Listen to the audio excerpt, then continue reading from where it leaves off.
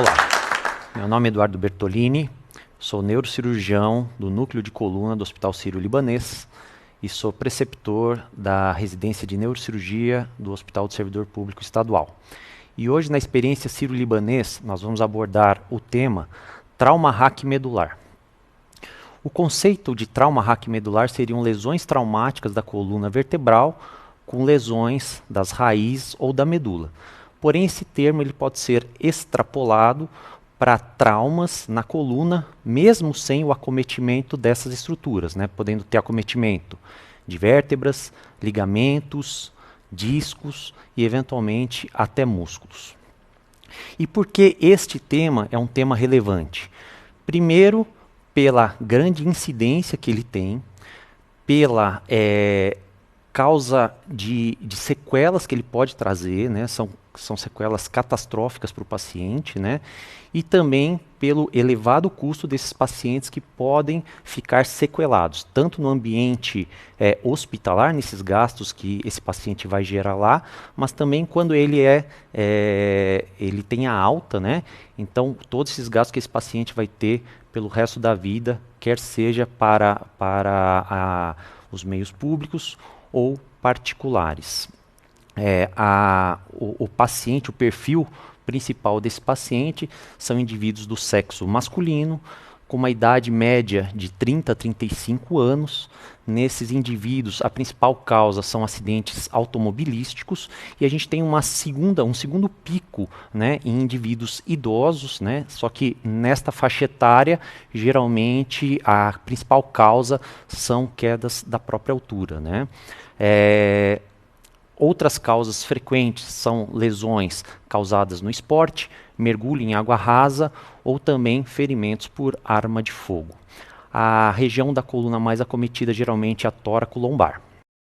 A gente precisa lembrar alguns conceitos, né, de anatomia, né? Então, a própria vértebra, né, a região anterior da vértebra, né, o corpo vertebral, a parte da lâmina, da articulação, o conceito de estabilidade e instabilidade da coluna, além da vértebra, a gente tem que lembrar dos ligamentos, dos discos e também a própria medula, as vias sensitivas, as vias motoras, por onde elas passam, porque dependendo então do nosso exame neurológico, a gente começa a fazer as primeiras hipóteses, né, topográficas e pensar em algumas síndromes, né? Uma síndrome centromedular, uma síndrome de hemissecção, de secção completa, enfim.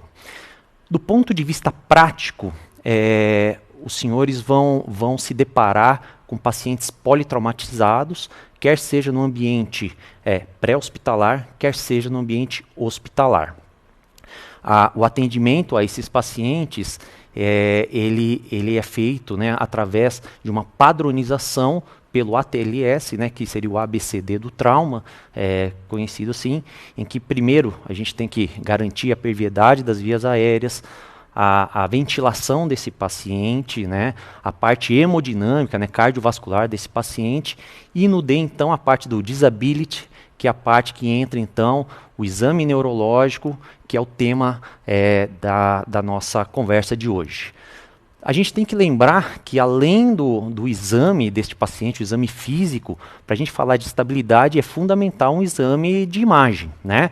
E a gente só vai estar autorizado a retirar o colar cervical ou retirar esse paciente de uma prancha rígida quando você tiver certeza de que essas lesões foram afastadas.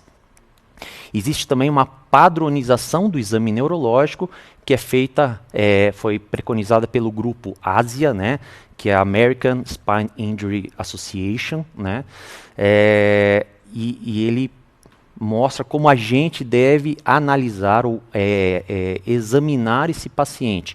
Então, a parte sensitiva, né? Então, os dermátomos principais aí que a gente deve analisar, né? Então, C6, C7, C8, nível do mamilo T4, nível da cicatriz umbilical T10, raiz de coxa L2, joelho L3, face medial da perna L4, face lateral da perna L5, planta do pé S1.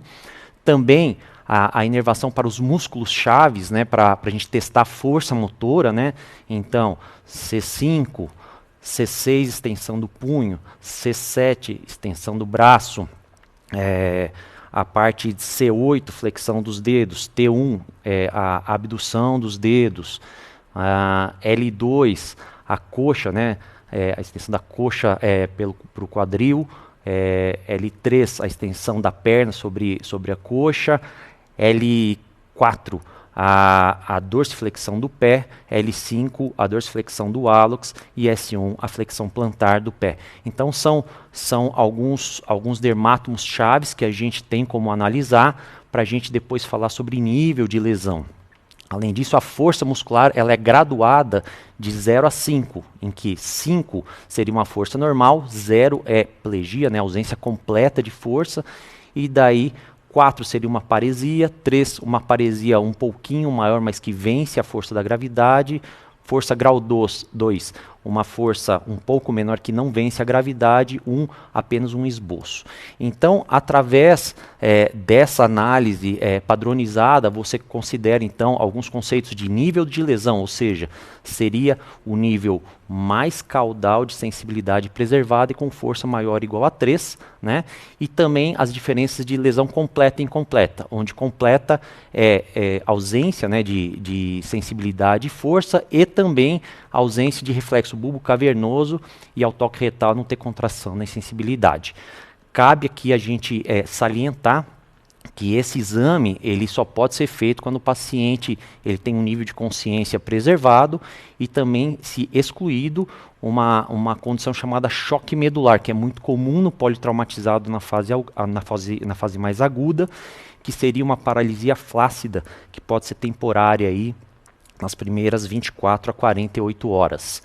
Então, esse grupo Ásia determinou, né, um score, uma classificação, né, onde Ásia E seria um paciente normal, Ásia A seria um paciente com lesão completa e Ásia B, C e D seriam com alteração, aí uma lesão incompleta. E por que isso é importante?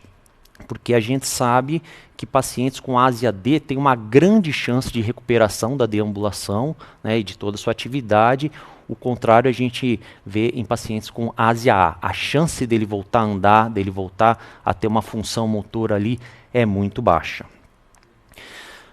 É importante quando você termina esse exame neurológico, você então pedir o exame radiológico, o raio-x de coluna cervical é fundamental e a gente tem que salientar que a técnica é importante, precisa avaliar essa técnica. Precisa no raio-x cervical aparecer até a transição C7-T1, como no exemplo que a gente está vendo,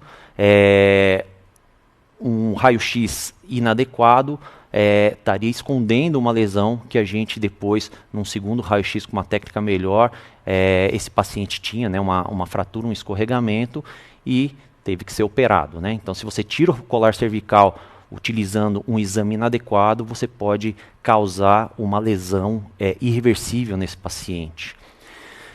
Na década de 80 e 90, tiveram estudos muito famosos, estudos NACIS 1, 2 e 3, que eles avaliaram e preconizavam na época uma administração de corticoides em bolos, em altas doses, para você conseguir reverter, né, alterações neurológicas desses pacientes.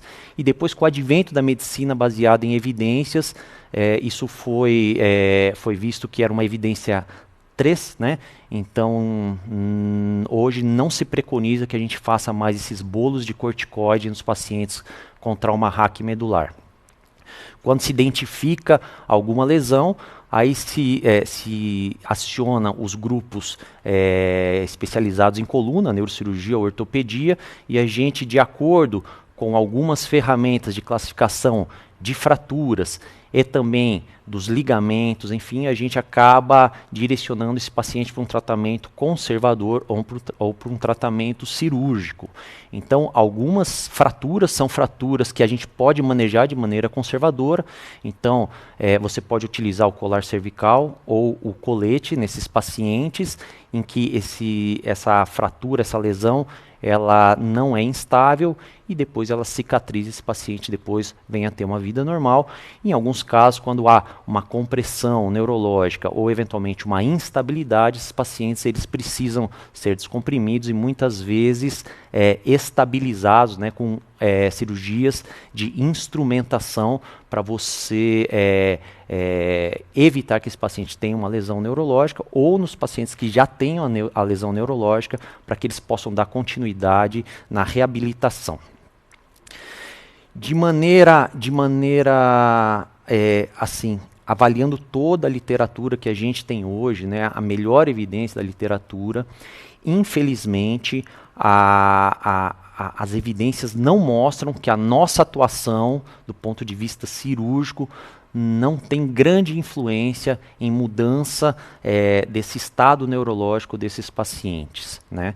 Então, o prognóstico neurológico desses pacientes se deve muito mais ao momento do trauma, né? Ou seja, aquelas lesões primárias, né, a onda de choque, o que causa ali nas estruturas neurológicas, e as lesões secundárias que acabam agindo em decorrência dessa onda de trauma, né, as alterações inflamatórias que acabam tendo ali, elas são muito mais determinantes para o prognóstico neurológico do paciente do que a nossa atuação, às vezes, como uma cirurgia. Então é comum que a gente eventualmente chegue um paciente com uma lesão e a gente não opere ele na emergência, imediatamente quando ele chega ali no pronto-socorro, prefere estabilizá-lo e operá-lo na melhor condição clínica possível, né?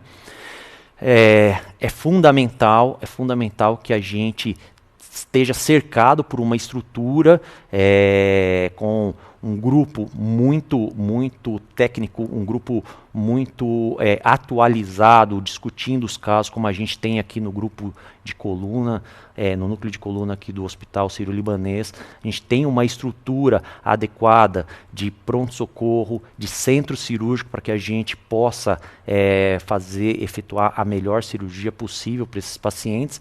E, logicamente, ter uma estrutura de reabilitação, uma fisioterapia, para a gente poder tentar dar o melhor suporte para esses pacientes, para que se eles tiverem alguma chance de recuperação neurológica, eles consigam isso com o menor tempo possível, e tudo isso a nossa instituição aqui oferece isso aqui no Sírio-Libanês. Então, gostaria de levar aos senhores que esses pequenos momentos da nossa experiência sírio-libanês estimulasse em todos para que a gente tenha o melhor tratamento, ofereça o melhor tratamento para os nossos pacientes. Obrigado pela atenção e até a próxima.